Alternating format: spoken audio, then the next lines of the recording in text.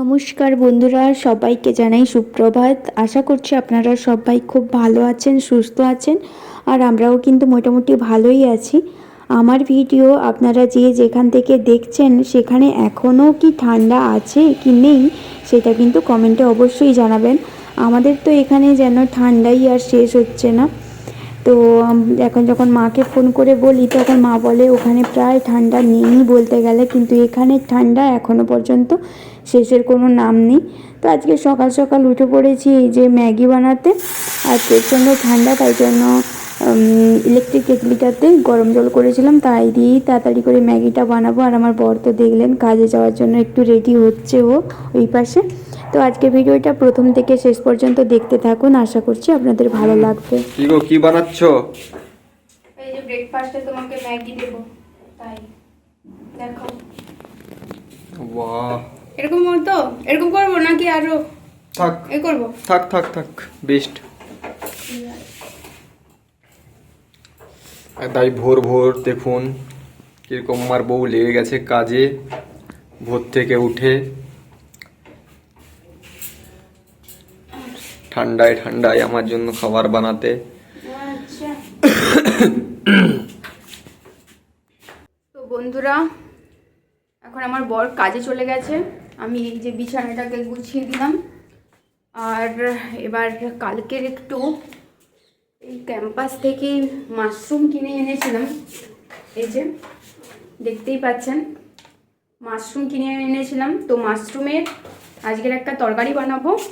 আর ব্যাগের মধ্যে এগুলো এখনও খোলা হয়নি, একটু মটরশুঁটি আর গাজর নিয়ে এসেছিলাম। তো আজকের ভাবছি আমার বরের মুখটা মানে এখনও ভালো হচ্ছে না, কিছু তার খাবারের টেস্ট পাচ্ছে না।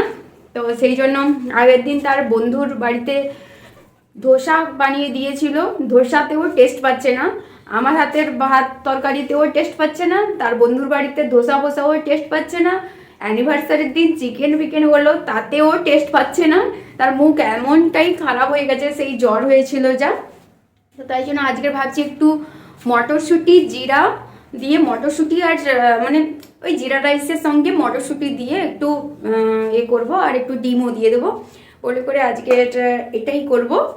আর মাশরুমের তরকারি বানাবো। একটু ভালো মন্দ কিছু চটপটা হলে তাহলে কিন্তু মুখের মানে মুখটা ছাড়বে। তো তাই জন্য ভাবলাম যে এটাই আজকের বানাই। তো চলুন এখন কাটাকুটি করে ফেলি, তারপরে আপনাদের সঙ্গে কথা হবে। এই যে মাশরুমের ছালটা ছাড়িয়ে রেখেছি, একটু জল দিয়ে রেখেছি নোংরাগুলো যাতে থিতিয়ে যায়। আর মটরশুঁটিটাও ছাড়িয়ে রেখেছি, তাড়াতাড়ি হয়ে যাবে এটা। এবারে কিছু সময়ের জন্য জলের মধ্যেই রেখে দেব যাতে নোংরাগুলো একদম থিতিয়ে যায়। ভাতটা কিন্তু হয়ে গেছে, দুধটা গরম করতে বসিয়ে দিয়েছি। এটা কিন্তু কালকের দুধ, আজকের দুধটা এখনও গরম করা হয়নি। কড়াইটা বসিয়ে দিয়েছি, প্রথমেই ভাতটা কিন্তু করে নেবো জিরা রাইসটা। তার জন্য আমি এখানে একটু তেল দিয়ে দিই প্রথমে।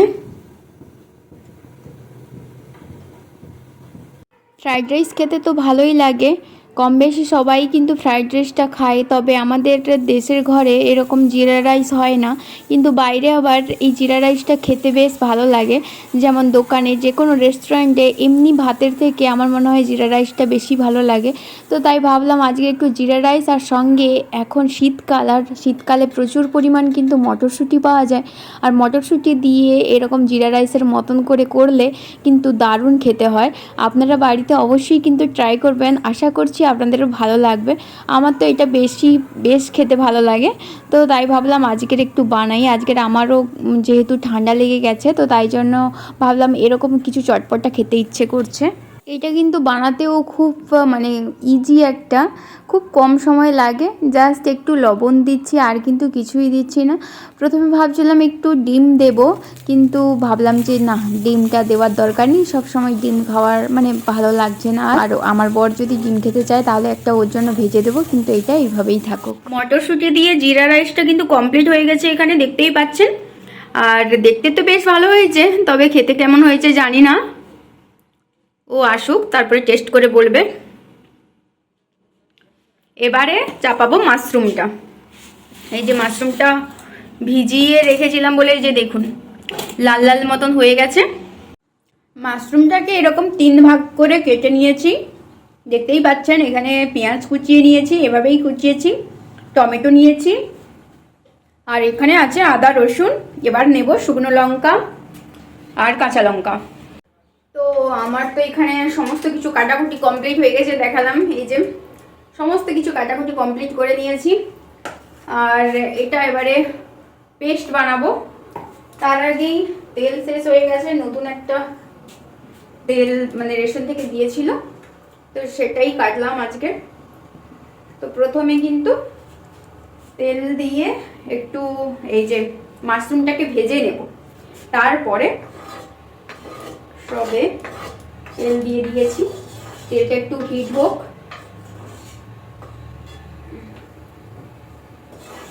প্রচন্ড কাশি হচ্ছে এই কদিন, তো সেই জন্য একটু শরীরটা খারাপ লাগছে, আর কিছু নয়। এমনিতে মানে কি বলবো, আমার অনেক কষ্ট হলেও মানে আমি কাজবাজ করতে পারি। আমার তেমন মানে খুব প্রবলেম না হলে তখন আমি কিন্তু হই না। কিন্তু এই যে কাশি হচ্ছে, সবসময় কথা বলতে যেন সাই সাই সাই সাই একটা আওয়াজ হচ্ছে, যেটা খারাপ লাগছে। এটাই, আর ছাড়া কিছু নয়। তো তেলটা হিট হতে দিয়েছি, আর এই পাশে এটা খুলি। এটা আসলে জল গরমের জন্য নিয়ে এসেছিল আমার বর, কিন্তু এখন যে এইটা মশলাটা করতে হবে, তো তাই জন্য এটাকে দিয়ে দিচ্ছি। ভাবছি এইটুকু পেস্ট হবে কি হবে না বুঝতে পারছি না, তাও দিয়ে দিই। মানে আর একটু ছোট যদি এইটা হতো তাহলে এইটুকু পেস্ট করা যেত। এটা অ্যাকচুয়ালি বড় হয়ে গেছে একটু, মানে কিছু পরিমাণ।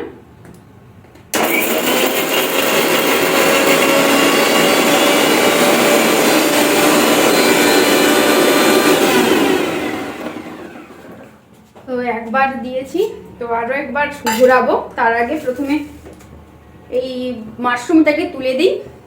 আমার মাশরুম খেতে বরাবরই ভালো লাগে, তবে আমি যখন ছোট ছিলাম তখন আমার ঠাকুমা একবার গ্রামের বাড়িতে গিয়েছিলাম যখন, তখন ওখান থেকে ওই খড়ের উপরে যে ছাতাগুলো হয় ওই ছাতাগুলো রান্না করেছিল। এত সুন্দর খেতে লেগেছিল, যেটা কিন্তু আমি এত বড় হয়ে গেছি এখন, অথচ তার স্বাদ কিন্তু ভুলতেই পারি না। এতটাই সুন্দর লাগছিল যে এই মাশরুমগুলো কিন্তু ওই মাশরুমের কাছে ফেল হয়ে গেছে। একটু পরিমাণ মতো লবণ। আপনাদের কার কার মাশরুম খেতে ভালো লাগে অবশ্যই কমেন্টে জানাবেন, আর মাশরুমের কিভাবে রান্না করেন সেটাও কিন্তু কমেন্টে জানাতে ভুলবেন না।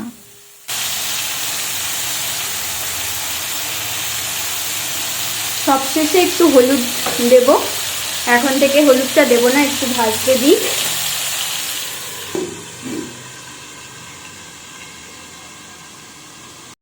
দেখুন এই পাশে কিন্তু মশলাটা হয়ে গেছে। আমরা একটু বেশি শুকনো লঙ্কা খাই। আর এই যে দেখুন জল ছেড়ে গেছে মাশরুম থেকে, আরো একটু সেদ্ধ হতে দেব।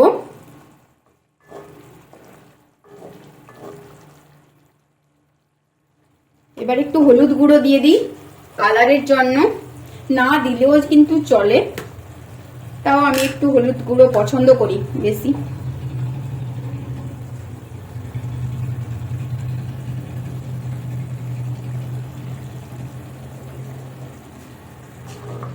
এই যে হলুদ গুঁড়োটা দিয়ে দিলে কত সুন্দর কালার চলে আসে।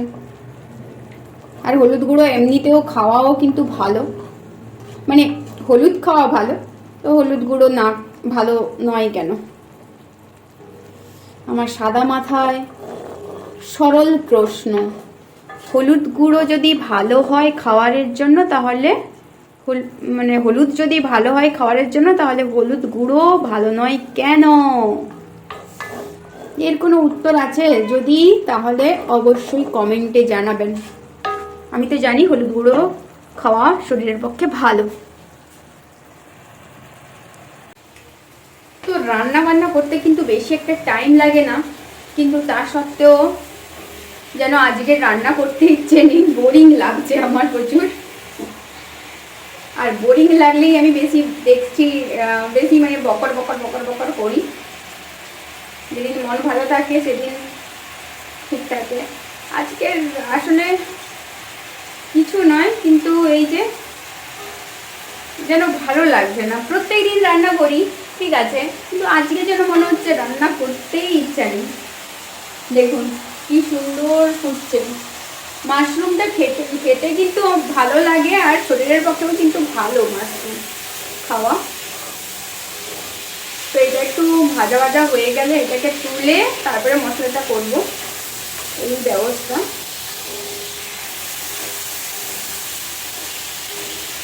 মাশরুম থেকে মানে লবণ দিয়ে দেওয়ার জন্য এক গাদা জল ছেড়ে গেছে, তো সেই জন্যই এরকম অবস্থা হয়েছে। তাও আমি জলটাকে স্পিড বাড়িয়ে একটু মেরে দিচ্ছি। আরও মাশরুমে একটু কাজু বাদাম দিলে ভালো লাগে, কিন্তু আমার কাছে কাজু বাদাম নেই, তো তাই জন্য আজকে কিন্তু কাজু বাদামটা দিতে পারছি না।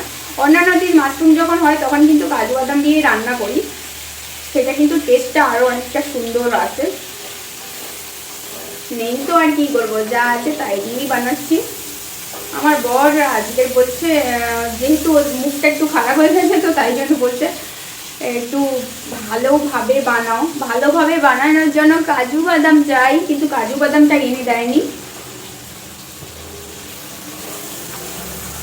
আর কিছুদিন পরে বাড়িও চলে যাব, এমনি এমনি নষ্ট হবে, পড়ে থাকলে তো কি বলবো, ইউজ হবে না 1 মাস মতো, তাহলে সেটা খারাপ হতেই পারে। তো সেই জন্য আরও আমিও জোর করিনি।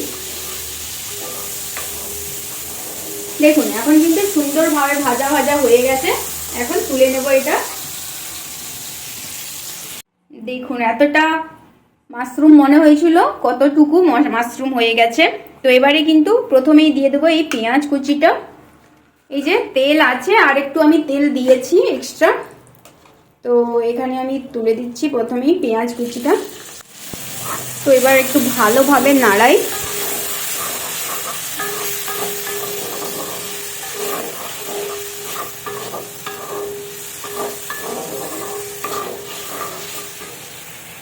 তো আমার এই লবঙ্গ আর এলাচটা দিতে মনে ছিল না, তো তাই জন্য দিয়ে দিলাম।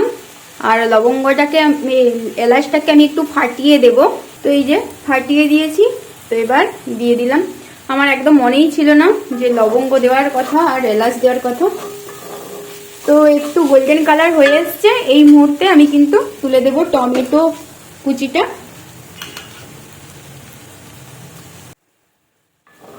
তো এখন টমেটোটা দিয়ে দিলাম, দিয়ে এবার একটু লবণ দেব পরিমাণ মতো। যেহেতু মাশরুমের লবণ দেওয়া আছে তাই একটু কম পরিমাণেই দিলাম।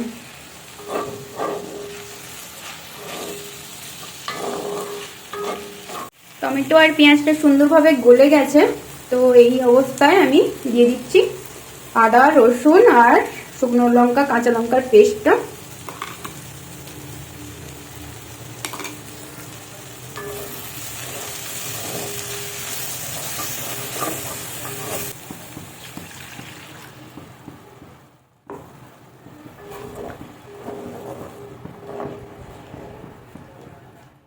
তো এখানে একে একে আমি এখন সমস্ত মশলাগুলো দিয়ে দেব। প্রথমেই দিয়ে দিচ্ছি লঙ্কার গুঁড়ো, তারপরে দিলাম জিরে গুঁড়ো, জিরে গুঁড়ো একটু বেশি পরিমাণ দিলাম। দিয়ে দিলাম ধনে গুঁড়ো, আর কালো মরিচ আর গরম মশলার একটা গুঁড়ো সেটা দিলাম, আর একটু হালকা হলুদ দিলাম। আর জলের পরিমাণ মতো, এই যে মশলা ধোয়া জলটা দিলাম তার পরিমাণ মতো লবণ দিয়ে দিলাম।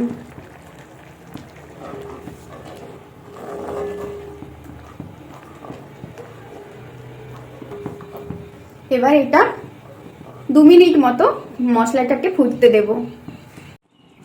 এবার ভেজে রাখা মাশরুমগুলো তুলে দিলাম।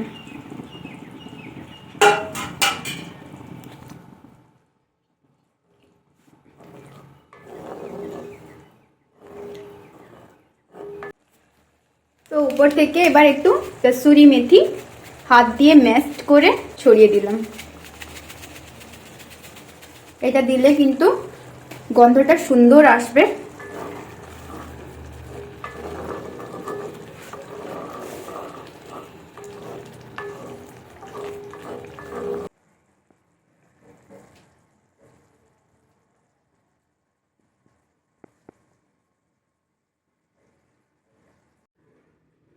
তো আজকের কিন্তু রোদে বসে বসে খাবো এই যে মটরশুঁটি দিয়ে জিরা রাইস আর মাশরুমের তরকারি। খাওয়া দাওয়ার পরে সমস্ত কিছু বাসন কোসন পরিষ্কার পরিচ্ছন্ন করে রেখে দিলাম। যেহেতু শরীরটা ভালো নেই তাই জন্য ভাবছি যে আজকের আর ভিডিওটা কন্টিনিউ করব না। তো আজকের ভিডিওটা এখানেই শেষ করে দিচ্ছি। দেখা হচ্ছে নেক্সট কোনো ভিডিওতে। তার সময় ভালো থাকুন, সুস্থ থাকুন আর সবাইকে ভালো রাখুন।